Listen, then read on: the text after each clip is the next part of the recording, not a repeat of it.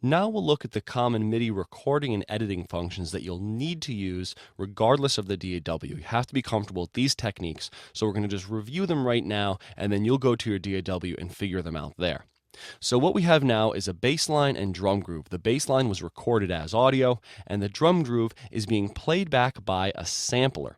Now I'd like to point out what a sampler is and talk about some of the specifics of a sampler in general.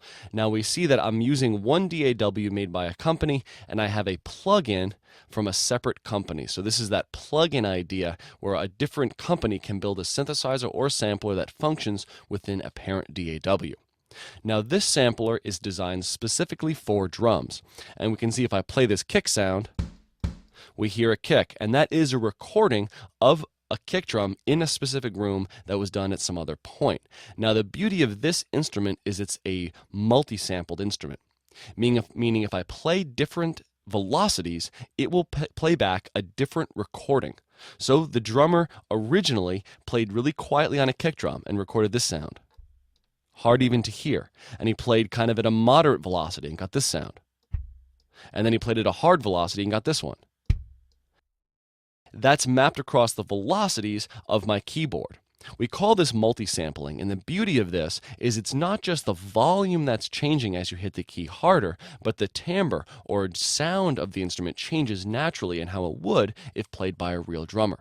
So a multi-sampled instrument is really important if you want to recreate the sound of an actual instrument. And this sampler does a great job at recreating a real drum sound. It really does sound like real drums because they've gone through all this careful recording and mapping of this instrument. Now we see on this instrument, every key has a whole set of different samples, and a single sampled instrument can have thousands of samples. We find that working with sampled instruments can be very, very taxing on your hard drive because it's having to play back all these different audio files repeatedly, and as soon as you hit the key, it's working that hard drive very, very hard. It can be quite processor intensive. You find that the large orchestral libraries really challenge what a computer can do, specifically the storage and RAM capabilities of that computer. Now, I'll be using a synthesizer for the piano or chord part that I'll be adding to this song. This is the instrument I'm using. Now we see that a synthesizer does not rely on pre-recorded audio files. Instead, it uses kind of formulas or algorithms of simple waveforms and then builds up from there. And we'll look at synthesis more later in the semester, but it's important to know right now that a synthesizer will tax your CPU much harder than it will kind of hard drives and RAM, because it's having to calculate the sound in real time, not pull it from a hard drive. So it's important to know when working with a DAW what part of the computer is being taxed by what you're doing. If you're working heavily with samplers and audio files, you'll find that the hard drive is going to be used a lot because it's going to be pulling from that to play back those audio files. If you're using synthesizers, the CPU will be used much more because it's having to calculate those waveforms in real time. Let's hear the drum and bass groove as it stands right now.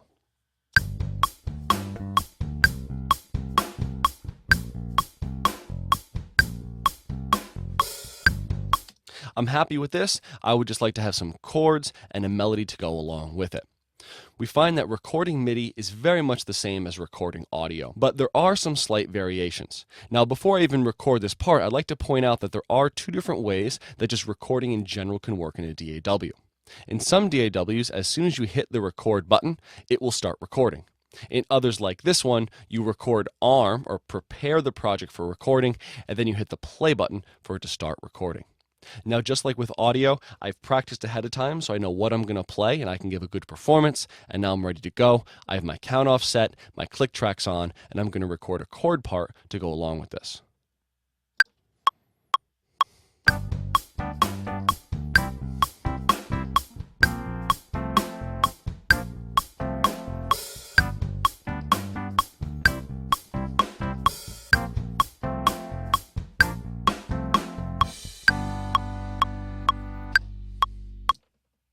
So I've recorded my part, and now we can start editing it. Now, most DAWs are set up the same exact way, and we call this kind of view the piano roll editor or the graphic editor, and it's how we manipulate the notes that we have recorded as MIDI. Right away, you want to look at your MIDI editor, your piano roll editor, and you have to figure out some things. You want to identify where the notes are located and also where the velocities are located. So very often you see the same kind of format. We have a piano roll with horizontal rectangles denoting each individual note, and then at the underneath you'll find that you have the velocities, and every single one of the rectangle notes has an associated velocity along with it. And you have to be able to edit the velocity amount for each one of the notes individually. It's a very important type of editing. Zooming can be a little more complicated with MIDI than it is with audio, because you'll have to zoom horizontally and also vertically, and also scroll up and down. It's very easy to kind of get lost and not even see the MIDI notes you're working on until you scroll them into the correct location. So take a moment when you get into the DAW and really figure out how you can efficiently scroll and zoom within this editor. The next thing we'll want to do is see how to edit an individual MIDI note. And this is going to be virtually the same as editing an audio region. You can grab the end of the note, kind of edge edit it, the beginning of the note, edge edit it there, just like we did with audio regions. You can grab the middle and drag it back and forth or move it to a different pitch. Now, one setting that is in almost all DAWs is the ability to MIDI through or monitor or listen to the notes as you're moving them. You see, as I move this, I'm not hearing it, and sometimes it's nice to get an audible sound for as you move the notes. In this DAW, I have a headphone icon here. Most DAWs, though, have a way to get a MIDI through or a MIDI monitor as you're dragging things around. And now if I move this note, which can make it much easier when editing MIDI. So look for that function in your DAW and note how to turn it on and off. It can be really, really useful. The next thing I want to do with this is clean it up a bit. I see there's an extra note right here. I'll just select that, and I'll use the delete key on my keyboard. But of course, you need to know how to get rid of unwanted MIDI notes. It's an important function. So overall, I like the performance, but I thought it was a little sloppy. It's not as tight as I would like it to be. If I look at the downbeat of measure 3, or the first beat of measure 3, we see that I was a bit ahead of the beat, or early in my performance. And I would like that to be a little more lined up with the bar, a little more in time, as if I was a better player than I really am. And the function that does that in a DAW, as we mentioned earlier, is quantization, which will automatically move something to a predefined musical grid. Now, you can just select everything and quantize it all at once, but it's often nice to be able to quantize just small portions that are really farther out. I think you'll find that if you're a little more selective with your quantization, and if you use some quantization strength, you can get a better performance overall. So I'll select these notes. And then you hear there, sometimes it's kind of annoying to have that audible mode on, so I'll turn it off, and then we'll quantize the notes. Again, this is something else that you're going to want to know how to do very quickly because you'll be doing it a lot. Now we have a set of common quantization settings. The first is our quantization grid, and we can set that to a standard musical grids of like quarter notes, eighth note triplets, and so forth. Now in this performance, I know I did play some sixteenths, so that's what I'll leave it on, is a 16th note grid. We often have options to quantize the beginnings and ends of the notes.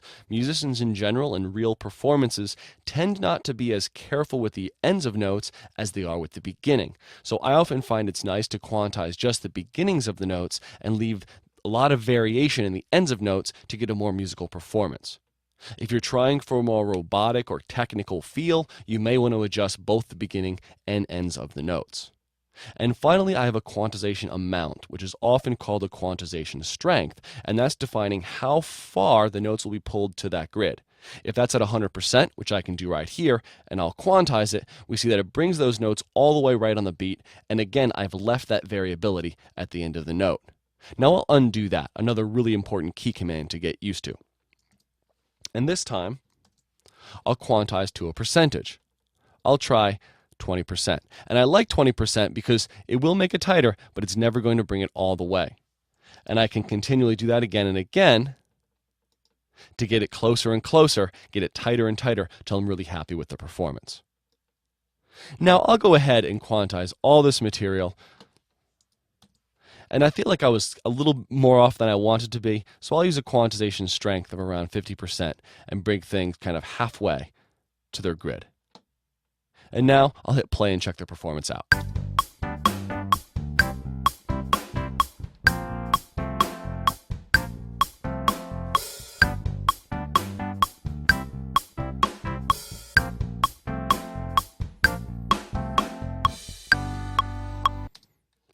So I like the performance right now, but I don't love the voicings. And when you have chords, the voicings are kind of the up and down organization of the notes.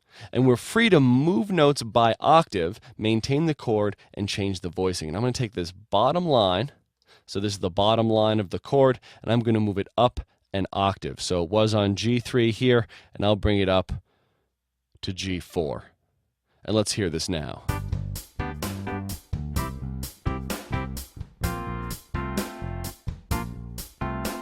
It's a nice, brighter, crunchier sound. I really like how it fits now. One of the things we'll talk about next week is mixing.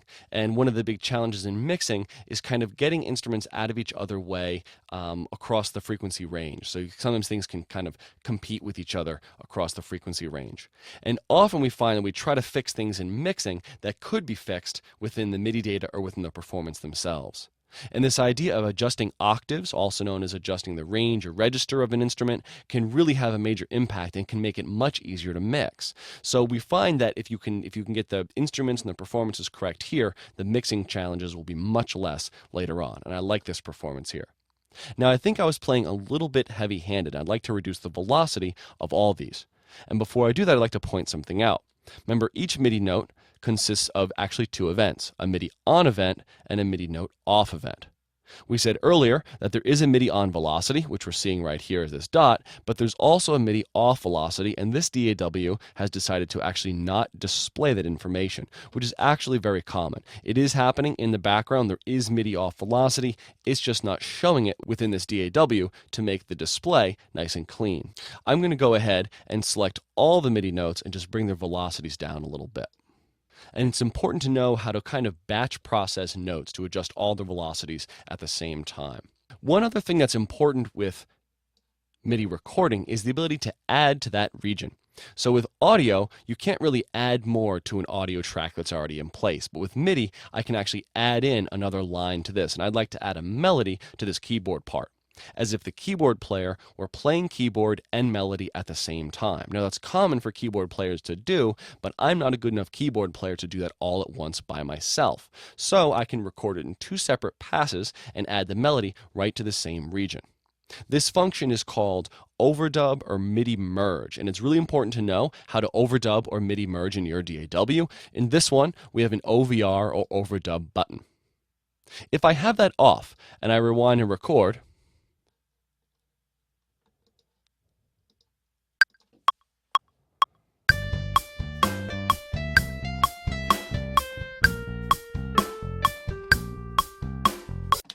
we see that all the chord information was deleted as the new notes were entered, functioning very much like audio does. It's kind of a destructive kind of record. I'll undo that, I'll turn overdub recording on, and we'll try it now. We'll see a big difference.